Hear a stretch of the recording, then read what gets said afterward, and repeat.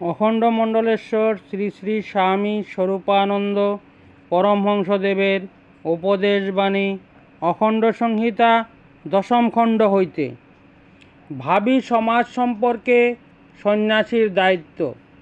শ্রী শ্রী বাবামণি বলিলেন, সন্ন্যাসী বা সন্ন্যাসিনীর আধ্যাত্মিক কর্তব্য যারই বা যা থাকুক, তাদের পার্থিব কর্তব্য হচ্ছে জগতের ভাবী মানব সমাজের মধ্যে দেবভাবের সম্ভাবনা বৃদ্ধির চেষ্টা করা।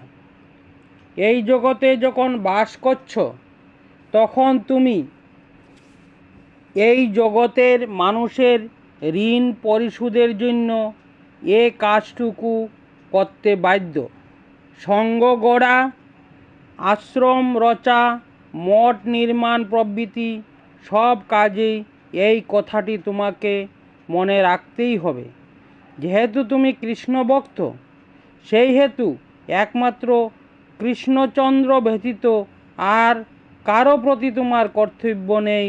এই জাতীয় যুক্তি একক নিঃসঙ্গ পর্বত গুহাচারী সাধকের পক্ষে যতই উপযুক্ত হোক, মর্দারি ভিক্ষাটনকারী সংসারীদের সংসর্গকারী সাধুদের পক্ষে এরূপ যুক্তি আত্মবঞ্চনা বা ন্যায়ের ফাঁকি মাত্র।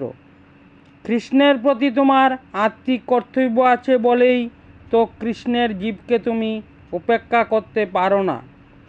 ভগবানের জীব যাতে ভগবত ভক্ত হয়, সদাচারী হয়, সত্যশীল হয়, পরস্পরে ঈর্ষা বিদ্বেষ বর্জন করে শান্তিপ্রিয় এবং শান্তিকামী হয়, এজন্য অনাগত সমাজের অনন্ত কোটি মানব মানবীর প্রতি তোমার সুগভীর কর্তব্য রয়েছে।